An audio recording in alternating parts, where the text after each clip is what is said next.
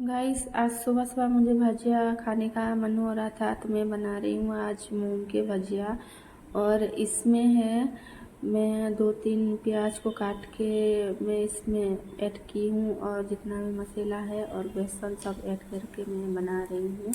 और ये भजिया बहुत टेस्टी बनता है, तो मुझे बहुत पसंद है मूंग की भजिया। और ये बिना पिसा हुआ मैं बना रही हूँ। तो ये हो गया है और इसको हम निकाल देते हैं। और ये देखिए हमारा भजिया कितना अच्छा दिख रहा है, बनके तैयार हो गया है अच्छे तरीके से।